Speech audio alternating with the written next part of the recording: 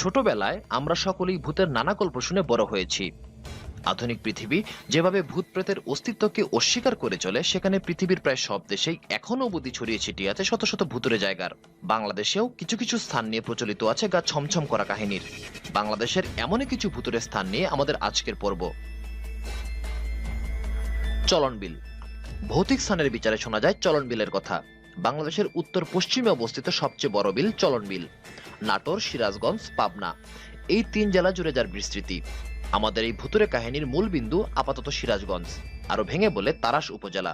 শোনা যায় চলন বিলের এই এলাকায় অনেক আগে একজন জমিদারের বাস ছিল। এই জমিদার অতি প্রাকৃত ক্ষমতার অধিকারী ছিলেন।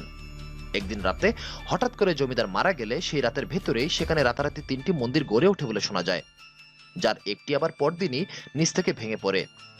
এই তিনটি মন্দির ও মধ্যবর্তী বিলের এলাকা ভুতুরে বলে প্রচলিত। এছাড়াও চলন বিলে জিনের প্রভাব আছে বলেও বিশ্বাস প্রচলিত আছে। বিশেষ করে রাতের বেলা চলন বিল পাড়ি দিতে গিয়ে অনেকে জিনের আছরের শিকার হয়েছেন বলে শোনা যায়। এমনকি অনেক পথিকও অশরীরী উপস্থিতি আঁচ করতে পেরেছেন বলে জনশ্রুতি আছে। ফয়েজ লেক। নয়নাভিরাম সৌন্দর্যের জন্য মানুষের কাছে এক আকর্ষণীয় নাম ফয়েজ লেক। তবে সৌন্দর্যের পাশাপাশি এর ভুতুরে গল্পগুলোর জন্য এর নাম ডাক আছে। এখানে সাদা ও কালো পোশাক পরিহিত দুজন রহস্যময় নারীর উপস্থিতি আছে বলে জানা যায়।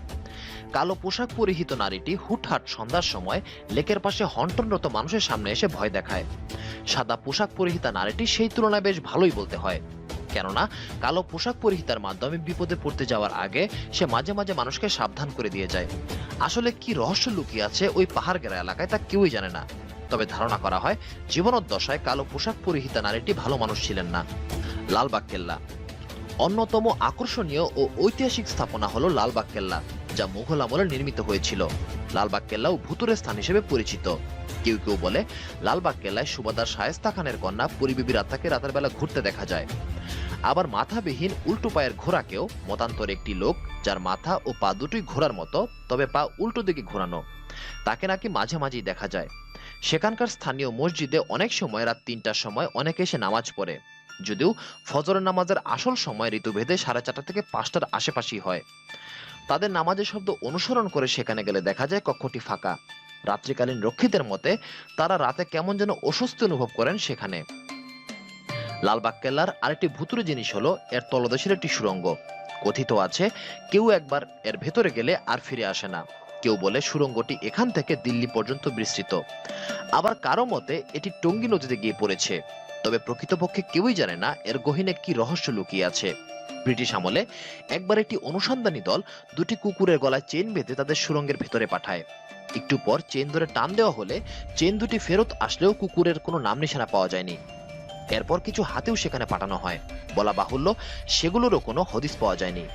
এই ঘটনার পর ব্রিটিশ সরকারের পক্ষ থেকে ওই সুড়ঙ্গ মুখ বন্ধ করে দেওয়া হয়। সেই সুড়ঙ্গ আজও বন্ধ। কি লুকিয়ে আছে ওই বন্ধ দরজার উপাশে তা এখনো মানুষের জানা নেই। তবে সব মিলিয়ে লালবাগ কেল্লা শুধু ইতিহাসেরই না, বরং রহস্যেরও আধার বটে। Dhaka airport road. ঢাকার অন্যতম পুরনো মহাসড়কগুলোর মধ্যে এটি একটি। এখানে গভীর রাতে অশরীরীর উপস্থিতি পাওয়া যায় বলে দাবি অনেকের। গাড়ি চালাতে চালাতে হঠাৎ করে চালক দেখেন সামনের রাস্তায় সাদা পোশাক পরিহিতা এক নারীকে। নারীটি অবিশ্বাস্য গতিতে গাড়ির দিকে এগিয়ে আসে। ভয় পেয়ে চালক নিয়ন্ত্রণ হারিয়ে ফেললেই ঘটে দুর্ঘটনা। এই অশরীরী কোনো মানুষকে স্পর্শ কিংবা সরাসরি ক্ষতি বা আঘাত করে না। ভয় দেখিয়ে দুর্ঘটনা ঘটানোই এর উদ্দেশ্য। কাজেই ভয় পেয়ে গাড়ির উপর থেকে নিয়ন্ত্রণ না হারালে দুর্ঘটনা ঘটবে না। ধারণা করা হয় অনেক বছর আগে ওইখানে সড়ক দুর্ঘটনায় তার ও তার পরিবারের মৃত্যু হয়েছিল। তাই প্রতিশোধ নিতে সেও চায় মানুষ একইভাবে দুর্ঘটনায় মারা যাক। চলন্ত গাড়ির একাকী চালককে গভীর রাতে ভয় দেখায় মেয়েটি। নিয়ন্ত্রণ হারিয়ে এখনো পর্যন্ত অনেক দুর্ঘটনা ও বেশ কিছু প্রাণহানি হয়েছে। আহত হয়েছে অনেকে। কারো মতে জসিমউদ্দিন ও বিমান অফিসের মধ্যবর্তী সড়ক এলাকায়, আবার কারো কারো মতে নিকুঞ্জ ও বিমান অফিসের মধ্যবর্তী সড়ক এলাকায় দেখতে পাওয়া যায় এই অশরীর। তবে দিনের বেলা এর কোনো দেখা পাওয়া যায় না। পার্কি বিচ, চট্টগ্রাম। লম্বায় প্রায় 15 কিলোমিটার, 300 থেকে 350 ফিট চওড়া এবং 20 কিলোমিটার ঝাউবন যুক্ত এই সৈকতটি অত্যন্ত নয়নাভিরাম প্রাকৃতিক সৌন্দর্যের অধিকারী। এই অনিন্দ্য সুন্দর সমুদ্র সৈকতকে ঘিরেও প্রচলিত আছে ভৌতিক কাহিনীর। প্রথমত, সেখানে কিছু এলাকায় অদ্ভুত পদশব্দ, চিৎকার ও ভূতের আওয়াজ শুনতে পাওয়া যায়। অনেক পর্যটক ও স্থানীয় ব্যক্তি কৌতূহলবশত অনুসরণ করে এসব শব্দের উৎস বের করার চেষ্টা করলেও প্রকৃতপক্ষে কোনো উৎসই খুঁজে পাওয়া যায়নি। অনেক সময় মনে হয় শব্দগুলো পানির ভেতর থেকে আসছে, আবার কখনো সেটি পার্শ্ববর্তী বন থেকে আসছে বলেও মনে হয়। শব্দগুলো যেন কৌতূহলী মানুষকে পানিতে টেনে নিয়ে যেতে চায়। সেখানে পর্যটক হিসেবে আগত এক দম্পতির মতে, বিচে সূর্যাস্তের পর সান্ধ্যকালীন ভ্রমণের সময় তাদের দুজনেরই মনে হচ্ছিল কোনো অশরীরী তাদের উপর চোখ রাখছে।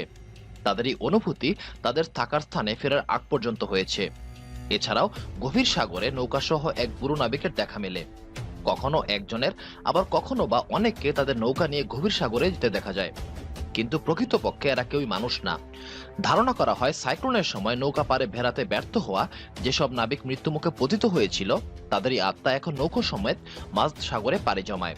যদিও এই সকল ঘটনার কোনো বৈজ্ঞানিক ভিত্তি নেই, তবু অনেক পর্যটক ও স্থানীয় মানুষের দাবি তারা এগুলো চাক্ষুষ প্রত্যক্ষ করেছেন। সুন্দরবন। বিস্ময়কর হলেও সত্যি, ইদানিং সুন্দরবনের জলডাঙ্গার কুমির ও বাঘের পাশাপাশি অন্য বিপদেরও কথা শোনা যাচ্ছে। বাংলাদেশ ও ভারতের বিস্তীর্ণ এলাকা জুড়ে অবস্থিত সুন্দরবন ওয়ার্ল্ড হেরিটেজ হিসেবে স্বীকৃত। প্রকৃতিকে কাছ থেকে এক নজর দেখতে সেখানে গিয়েছিল একটি দল। এ দলেরই একজন আরেকজনকে গহীন বনে তার একটি ছবি তুলে দিতে বলে। ছবিটি তুলতে গিয়ে লোকটি চিৎকার করে অজ্ঞান হয়ে যায়। এই ঘটনার দুদিন পরে একটি মেডিকেল কলেজ হাসপাতালে লোকটির হার্ট অ্যাটাকে মৃত্যু হয়। তোলা ছবিটি ডেভেলপ করার পরে যার ছবি তোলা হচ্ছিল তার পেছনে সাদা রঙের একটি আবছা নারী মূর্তি দেখা যায়। যদিও অনেকেই পুরো ঘটনাকে গুজব বলে অভিহিত করেছেন এবং ওই ছবিটিকে ফটোশপের কারসাজি বলেও অভিহিত করেছেন। উল্লেখ্য যে আর কোনো সুন্দরবনগামী দলের সাথে এরূপ হয়নি। সুন্দরবন নিয়ে অনেক স্থানীয়দের মধ্যে প্রচলিত আছে যে মৃত বাঘের আত্মারা নাকি গভীর জঙ্গলে ঘুরে বেড়ায়। পৃথিবীর সর্ববৃহৎ ম্যানগ্রোভ বনকে ঘিরে প্রকৃতির পাশাপাশি অপ্রাকৃতিক কিছু গল্প জড়িয়ে গেছে এভাবে, যদিও এর সত্যাসত্য নিয়ে সন্দেহ আছে। কুয়াকাটা বিচ। সাগরকন্যা হিসেবে অভিহিত সৌন্দর্যের লীলাভূমি কুয়াকাটা। কুয়াকাটা সমুদ্র সৈকত দক্ষিণ এশিয়ার একমাত্র সমুদ্র সৈকত যেখান থেকে সূর্যোদয় ও সূর্যাস্ত দুটি দেখা যায়। 20 কিলোমিটার লম্বা ও 6 কিলোমিটার চওড়া এই সৈকতকে ঘিরে নানা ভূতরে কাহিনী প্রচলিত আছে। মুসুইলি পাড়ার বাসিন্দা পিতা ও পুত্র মাছ ধরতে ও জ্বালানি কাঠের ব্যবস্থা করতে গঙ্গা মাটির গহীন জঙ্গলে গিয়েছিলেন। তাই তৃষ্ণা নিবারণের জন্য তারা মাটি খুঁড়তে শুরু করে সুপেয় পানির আশায়। একসময় তাদের কোদালে শক্ত কিছুতে আঘাত করে। তারা সোনালী আবরণের একটি কাঠের জার ও কিছু কারুকাজ করা সোনার পাত খুঁজে পান। আরো খোঁড়াখুড়ি করার পর তারা বালিতে গেঁথে থাকা সোনা ও ধনরত্ন বোঝাই পুরনো একটি নৌকার হদিস পান। সূর্যাস্তের সময় প্রায় হয়ে যাওয়ায় সেদিনকার মতো কাজে ক্ষান্ত দিয়ে তারা ফিরে যাওয়ার সিদ্ধান্ত নেন। পরদিন ভোর সকালে এসে আবার কাজ করবেন ভেবে সেদিনের মতো তারা সেখান থেকে চলে যান। কিন্তু তাদের জীবনে আর কোনো নতুন সকাল আসেনি। ফেরার পথে রহস্যজনকভাবে মৃত্যু হয় পিতা পুত্রের। জনশ্রুতি আছে সোনা বোঝায় নৌকাটি অভিশপ্ত, যেই তার অনুসন্ধান করবে অপঘাতে তারাই মারা পড়বে। আরো কিছু ঘটে যাওয়া ঘটনা স্থানীয়দের এই বিশ্বাসকে মজবুত করেছে। এমনও বলা হয় সেই পিতা পুত্রের আত্মা হিংসাবশত সেখানেই রয়ে গেছে নৌকাটি পাহারা দেওয়ার জন্য। তাই ওই দিকে, এমনকি ওই দিকের কোনো রাস্তা দিয়ে কেউ গেলেও তাদের ছায়ামূর্তি বিভিন্নভাবে ভয় দেখাবার চেষ্টা করে। অন্য একটি ঘটনা আছে একটি মন্দিরকে ঘিরে। মিছুরিপাড়ায় অবস্থিত 21 ফুট উঁচু বৌদ্ধ মন্দিরটির উপর অশুভ কিছুর প্রভাব আছে বলে শোনা যায়। রাস পূর্ণিমা ও মাঘী পূর্ণিমায় সাগর জলে স্নান করতে আসা মানুষদের মতে মন্দিরটি অভিশপ্ত এবং অতৃপ্ত ও অপঘাতে মারা যাওয়া আত্মারা নির্দিষ্ট রাতে ওখানে এসে শয়তানের পুজো করে। এভাবে বুদ্ধের বিরোধিতা করে তারা, যদিও অনেকে এটিকে গুজব ভাবেন। তবে এই ধারণাটি অনেক বছরের পুরনো। কুয়াকাটা সমুদ্র সৈকতের একটি অংশ রাখাইন বসতির মাধ্যমে এই অভিশপ্ত গল্প শোনা যায়। এমনইভাবে দেশের নানা স্থানকে ঘিরে প্রচলিত আছে ভৌতিক ও অতিপ্রাকৃত ঘটনার। এগুলো কারো কাছে সত্য, কারো কারো কাছে নিছক গুজব, আবার কারো কাছে বিশ্বাস দোদুল্যমান সত্য মিথ্যার বেড়াজালে। এরকম আরো কিছু ভুতুরে জায়গা ও সেগুলোকে নিয়ে প্রচলিত লোককাহিনী নিয়ে আমরা আরেকটি ভিডিও নির্মাণ করব আগামী পর্বে।